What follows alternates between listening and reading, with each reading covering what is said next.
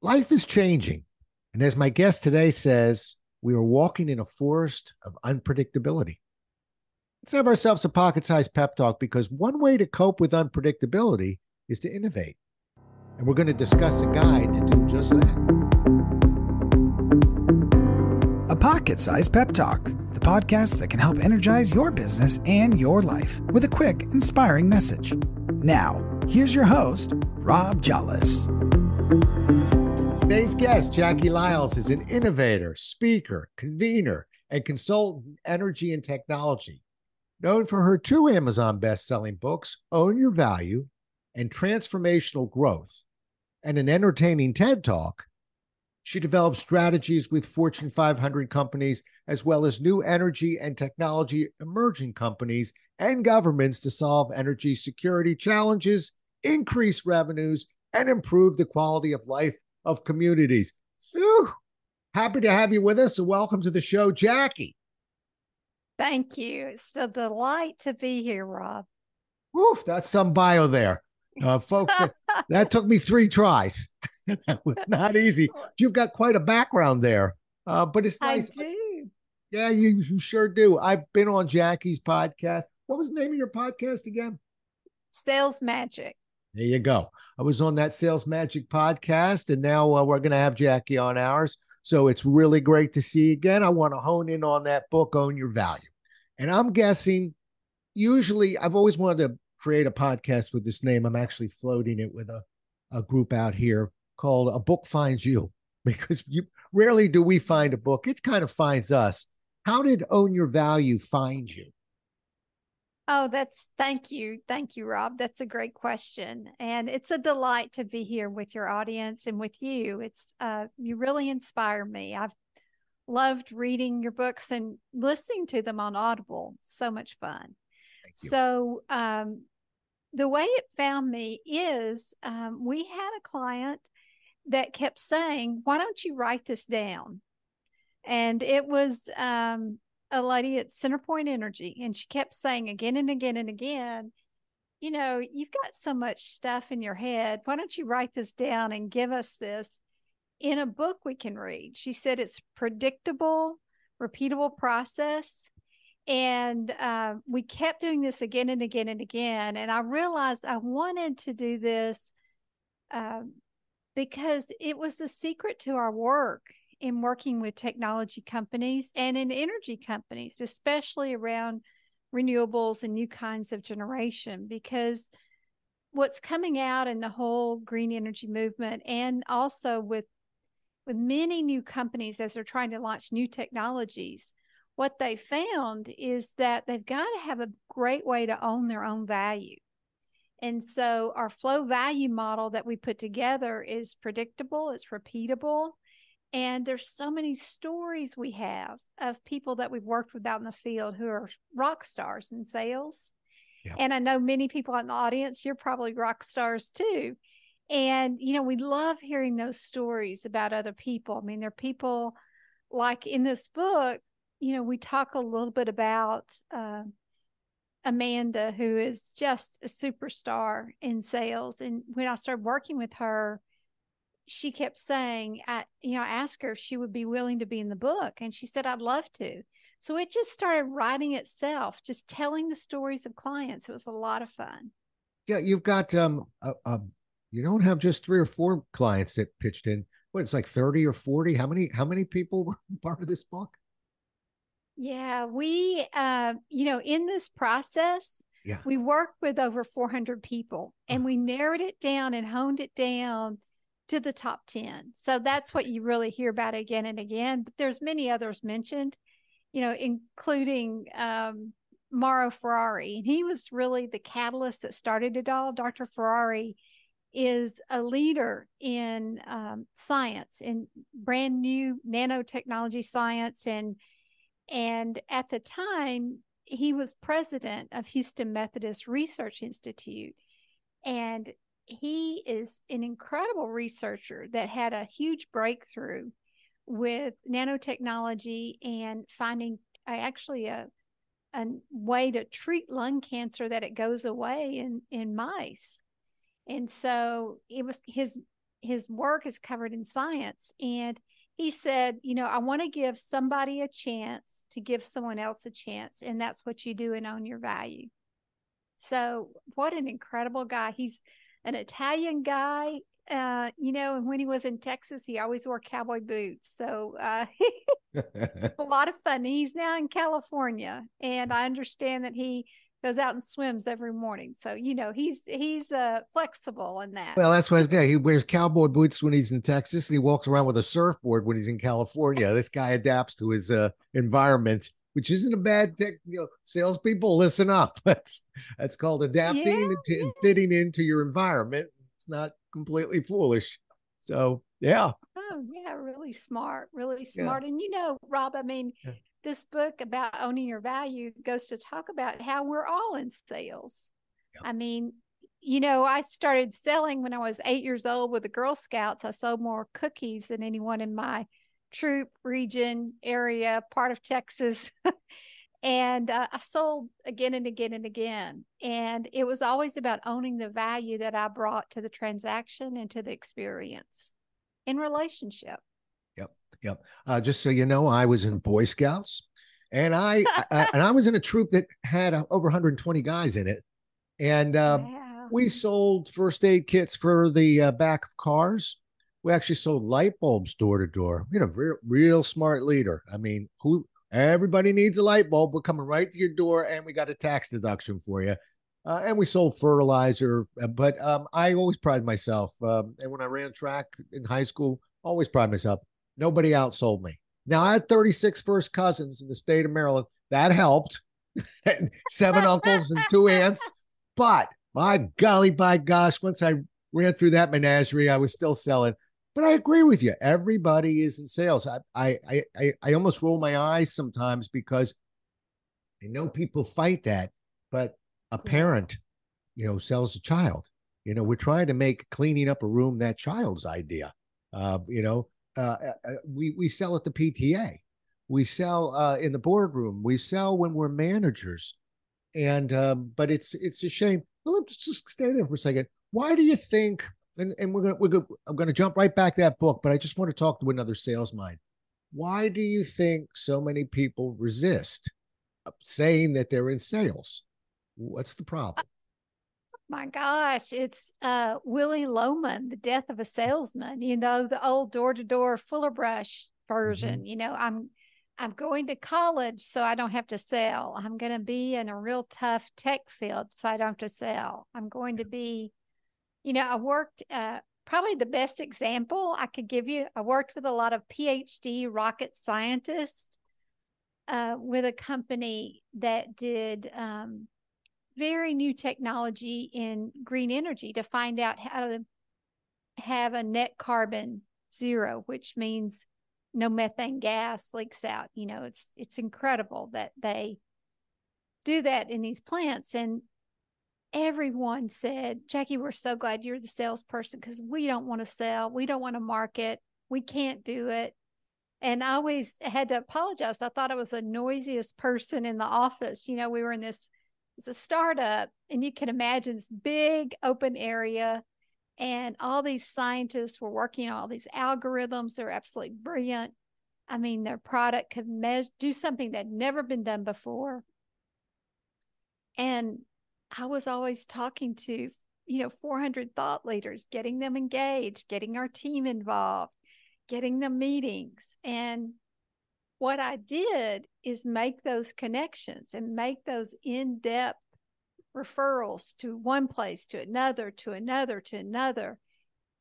And I saw it as a game. I saw it as a joy. I made it fun, and I engaged them and made it fun. So it didn't feel like you couldn't be yourself. I think the number one key to selling is being authentic and just being yourself. Yeah. Yeah. And listening. Yeah. That doesn't hurt either. And asking questions, the building blocks. But you're right. There's a competitive side to it. And just to unpack a little bit of what you said there, I think one of the issues also is I'm gonna take a shot at an industry, but I'm not really taking a shot at an industry. I'm gonna tell you one of my biggest clients is in this industry. So, but sometimes when we're 16, 17 years old, we walk onto a used car lot and we're not necessarily getting the top of the line salesperson all the time. And so our first, where you say Willie Loman, sometimes our first brush is with maybe a lower level position of sales, and we think that that's all there is to it. And it's a shame because I'm probably on 100 podcasts saying this, but it's one of the greatest things that we can do, helping people actually pass their fear of change. And it's a tremendous skill that not only helps you while you're carrying a bag, with a classic sales position, but pretty much in anything you'll do for the rest of your life. When you can ask questions and listen, and when you can use those questions to persuade and draw people to ideas that you may have in an authentic manner, as you just said, I'm not sure I've got a better set of skill set I could pick to build on than that. But we got to change people, Jackie, one at a time, and realize that not everybody's Willie Loman or Glenn Gary, Glenn Ross, some of the others, and that it's a tremendous profession. Tremendous. Let me keep rolling for a second. I was reading a review online. I've been doing my Jackie homework. I was reading a review online from your book, and it's really cool. It said it's a mental broom to clear the clutter from your mind. So you write about clearing your mind of obstacles and impediments. So that works for me. Tell us how you do that. How do we do that? Clear our mind and get rid of some of those obstacles and impediments, because we can dig in and hold on to stuff for a long time. Well, the first thing is just to free yourself to do something for the first time. If you tell yourself, okay, yes, and I think, the example that I gave, those clients that they hadn't sold any cameras. They had 3 on loan out in the field, but they'd sold 0 when I came in. And their argument was no one will call them back. So their feelings were hurt, and they were early in career. So this is their first real job. And they were absolutely brilliant. I mean, they'd won all kinds of awards. So the way you free your mind is not being attached to your past successes. I talk about being in the present, being in the moment. So my practice is I meditate every day. So one CFO of a gaming company, he had high anxiety of doing big presentations for investors because that's part of his job. He has to tell investors how they're doing. He has to travel all over the country and do road shows, and where he goes place to place to place of telling their story and their success. And he was so hung up on the fact that he got mixed up in a board meeting, 3 weeks ago, and he couldn't get over it. And I said, just let it go. Just put it out of your mind. Just don't focus on it. Whenever it comes up, just say stop. Oh. And he started doing that. And then he started meditating. And I said, go walking in the morning, exercise, work out. He said, I don't have time for any of that. I said, but yet you have time to, what are the consequences of not doing it? You have time to do a lot of things. He said, well, if I don't do this, I'm not going to keep this job. I said, so make it easy. It's an easy choice. Yeah. And so freeing yourself to do something for the first time, just because you've never done it before doesn't mean you can't do it. Right. It's like the first time, you remember the first time you got behind the wheel of a car and you drove somewhere on your own? On my own or with my gym teacher yelling in my ear? Which one are we talking about now? On your own, after the gym teacher yelled at you. Teacher. With all that negative feedback. When you got your license, you passed it. Right. At the driver's bureau, you were on your own, you're on the road, and just that sense of freedom. Yeah. Yep. Or a bike, when you rode a bike for the first time. Yeah. Yeah. It's interesting. I really love the topic of sort of dealing with anxiety and kind of getting through that. I tell people a couple things. First, I tell them, I would tell this gentleman, because he's been doing some of these and battling the anxiety. What's the track record? What usually happens when you stand up in front of the room? Not this horrendous dream you had last night of, showing up without your pants on or whatever it was. What actually typically happens? Oh, yeah, it goes pretty well. Not a bad mindset to have, but I'll let you in on something, Jackie. I don't think I've ever told anybody this, but I have first of all, I'm also a meditator. Um, I do TM, and but I have this thing that I do, and it almost looks like I'm antisocial. I will talk to the client afterwards. I'll talk to them the day before. I'll have dinner with them. I'll have breakfast with them, whatever they want. But about 10 minutes before it's go time, I don't really want to be engaged in a conversation about this or that.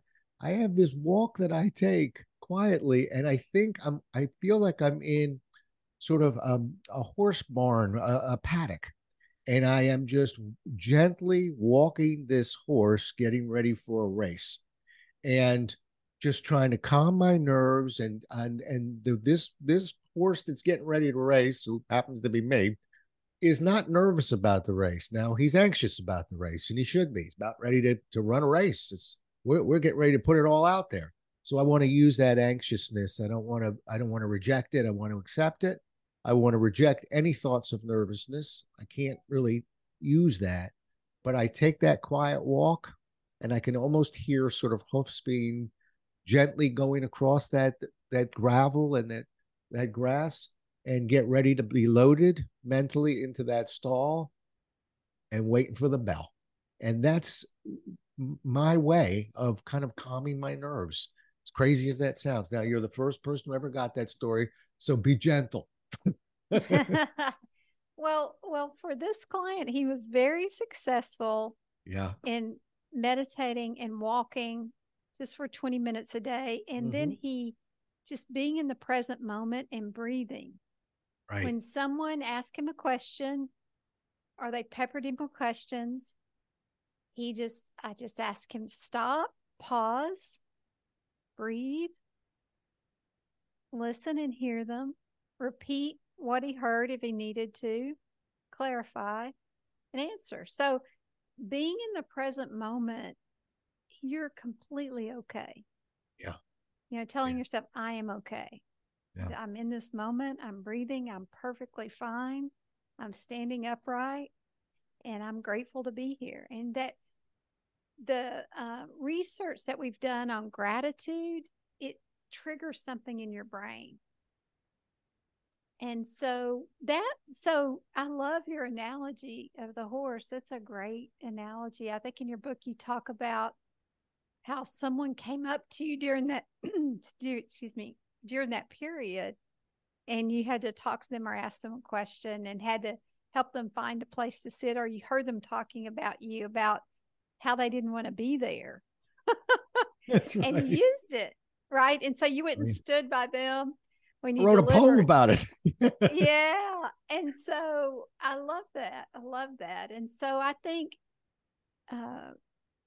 the Dalai Lama talks about, and Thich Nhat Hanh,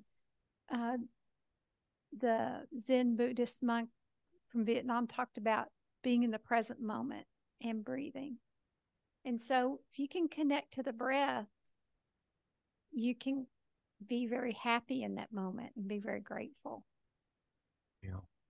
What do you do? I think the rule of thumb in sales for us usually is, without a salesperson present, people instinctively don't fix problems, don't make changes when they're small. They make them when they're big, and then tend to regret it took them so long to make the change. Again, why we need great salespeople in this world, because we can help shorten that learning curve. But what about you? When do you know when it's time to change? And because we don't want it to be something major that happens. What are you looking for? For me, internally, I look at myself. Am I losing my edge? Am I getting bored? Am I trying to find things wrong? What's going on? Like that. Yeah. Yeah. Or one of my triggers is snacking too much, All I have to do is look at the scale and realize it might be time to change, So I think in my business, there are indicators. We have conversations with people. Part of our work with our clients is loving these innovators, and really people who are innovators, we ask them questions, and we're learning a lot with these. We call them 5 magic questions. But when I hear out and look at my work and I see people starting to talk about what's going on with their industry, their situation, I'll give you a concrete example. We have a client that's come up with a new technology for long-term battery storage. And it's brand new. No one's really thought about this approach. It's absolutely brilliant. I realized that it's so needed everywhere. And when I start hearing people say, well, why don't they use that to fix our power grid system? Why don't we do that? And I thought, oh yeah, they said, you really need to get going on this. And, so when people start saying, wow, I think it's needed, then you start hearing, okay, it's time for me to change my focus in my work. I had focused forever on tech clients, and I realized I need to focus on my renewables and green energy clients. And I look at the results. So I do some tests. So and this is what I always recommend, Rob, for clients, to do little micro tests. Just try a couple. Yeah. It's like, I had an ex-husband that he hated green vegetables. Any vegetable, if it was green, he wasn't going to eat it. So I would try to convince him just to try one or half of one, a Brussels sprout, just a bite. And, he couldn't really try it, but then there were some things that he tried that he could do it. Yeah. And, it was artichoke hearts of all things. Okay. He liked those. Well, that's pretty mild. I don't know if that even counts as a vegetable, but all right. What about broccoli? Could you get him on the broccoli? No way. Artichoke hearts. So I think if you try just little micro tests, yeah, then you can build up a strategy. This came from one of my mentors. His name was Ralph. A brilliant man. He'd launched a large division of a company, and he was a brilliant marketing guy. And he told me that marketing strategies are not made up of big, grandiose strategies. You wake up in one morning and decide, okay, I've got to change. But you start doing little things different and testing it out and seeing and realizing that you have to change. So, in my life, I have done major changes, like driving my car down the freeway. It stopped driving. I had to call the, tow truck to come get me. And I realized, okay, it's time to I've got to get a new vehicle. Okay, this isn't going to work. We're just not going to,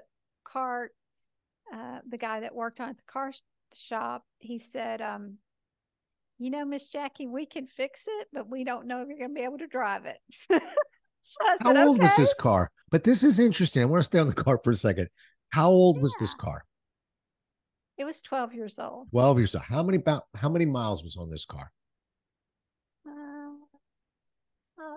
90,000. Well, kind of lower on the miles, but high on the years. The reason why I'm asking you, Jackie, and I'm sort of pausing here, is because that's actually a classic example. Once again, we got a 12-year-old car. It probably has had a few service issues here or there. I don't know any 12-year-olds. It did. Well, and there's a part of your brain going, maybe we should get a new one. But that's what I mean when I say we don't typically fix small problems. We fix big problems. We haven't been left on the side of the road yet.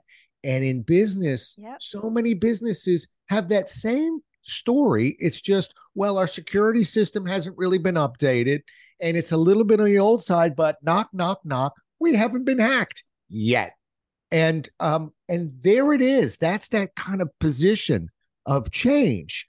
And that's why I'm asking you about that, because it's so difficult for you, me, and our customers to do that.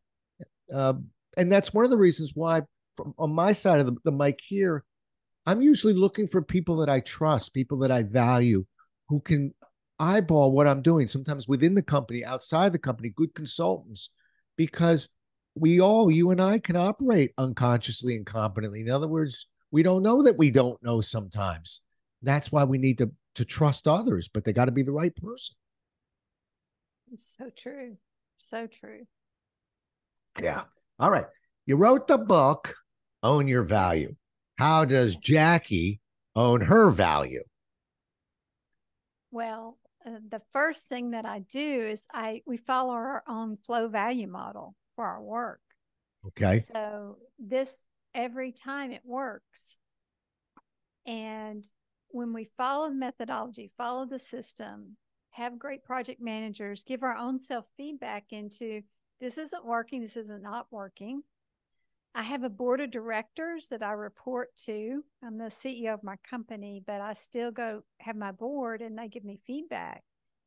And, you know, the great thing I love about sales, the numbers tell you it's working or it's not. Yeah. And I own the value that I bring because I really know what I'm very good at doing and I know where I'm weak and I focus on my strengths. I don't try to redo myself all the time. I mean, there are things I just will never be great at, you know, and I'm okay with it. Yes, I made an A in graduate school accounting and an A in finance. And I know it's better to have Sheila do all my financial management for my company. Because if you made a list of all the things that give me energy, that's when I know when I'm owning my value, the things that make me happy, make me light up, give me energy, that's where I want to spend my time. When I can deliver the highest and best outcome for my time and my energy and my relationships. I mean, I'll give you an example. I worked with a client last week. They have a brand new product, very successful company. They want to break out and get this product launched. So they had engaged us to help them find 5 different opportunities to test their strategy to see how it was going. Got them in front of a global IT manager, worked with them on the strategy. We got into the meeting, they asked the questions. We talked about their approach. They did a fantastic job.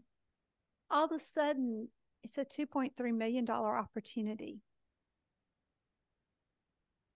And the CEO of my client, wouldn't stop asking great questions. He revealed all the pain, all the consequences, the possibilities.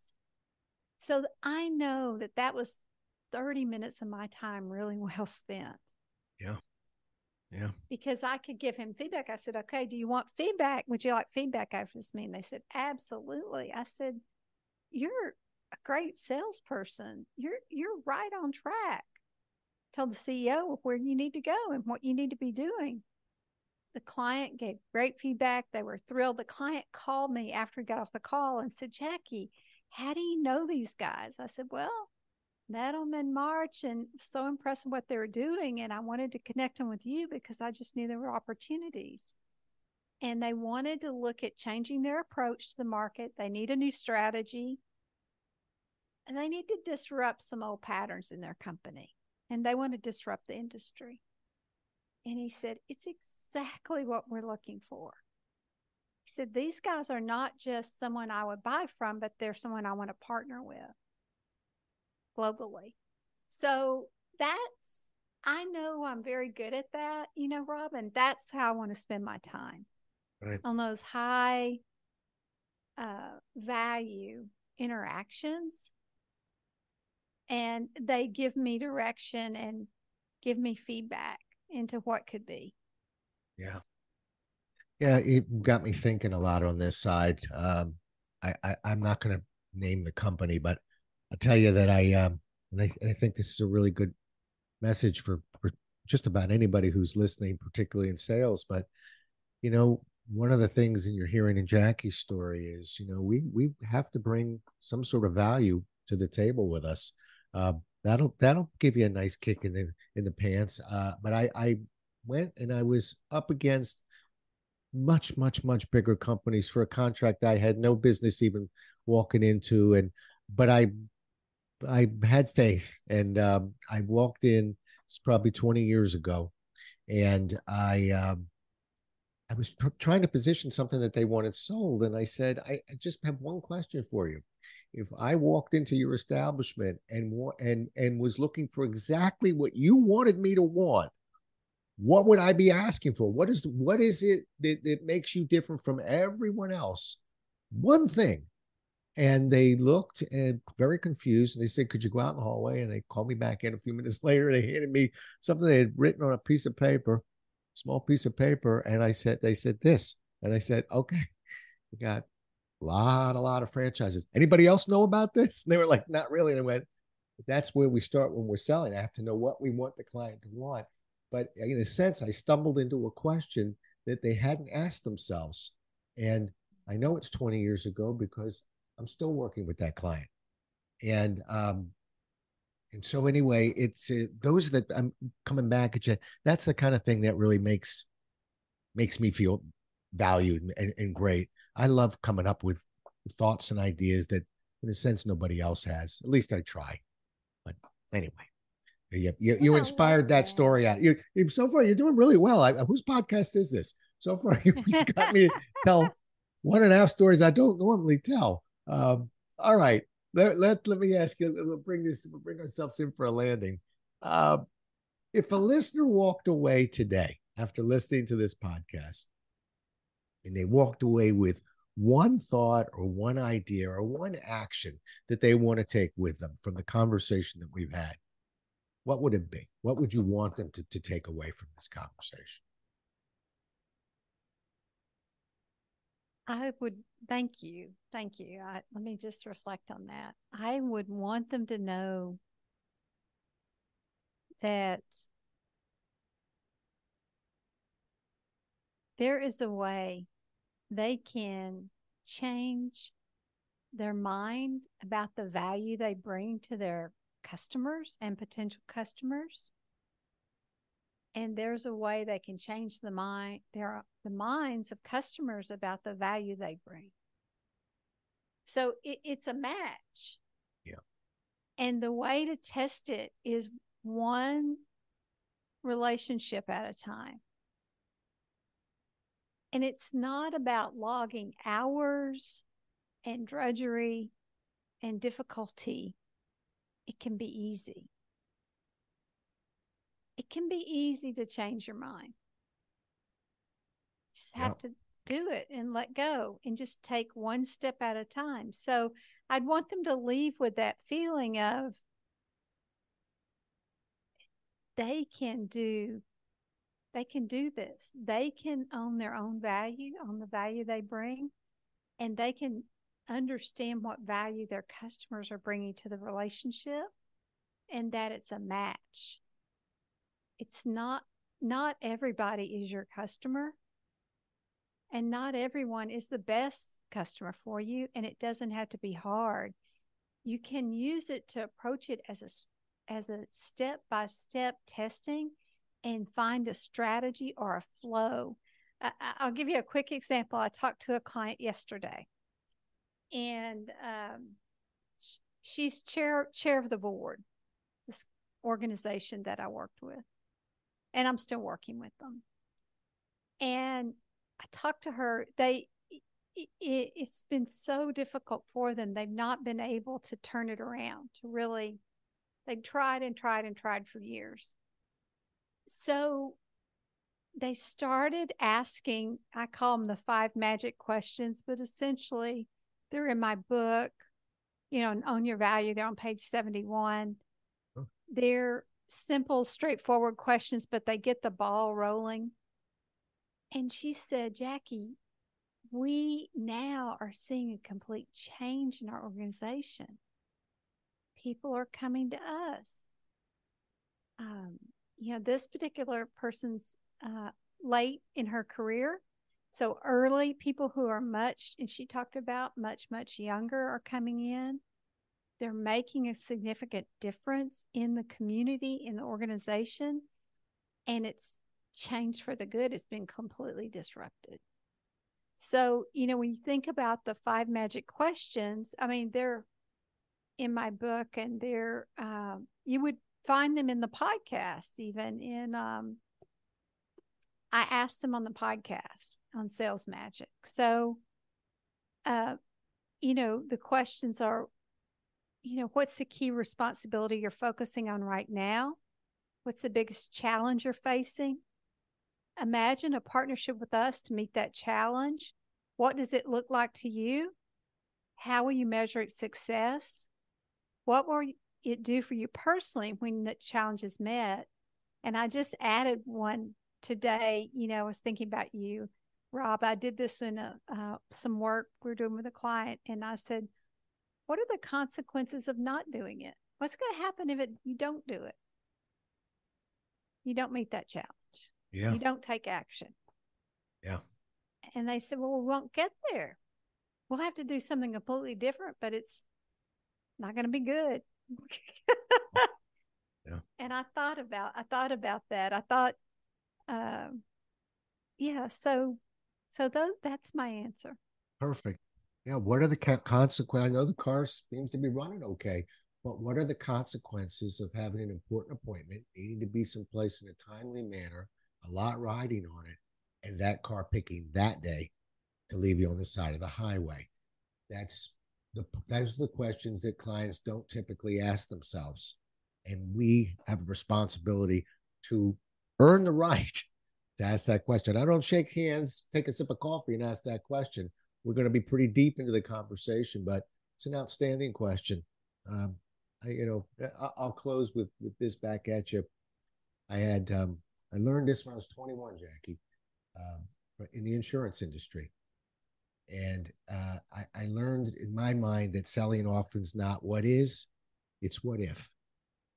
And when we learn that, and when you figure out, understand what we're talking about here, that's the value that great salespeople bring to the table.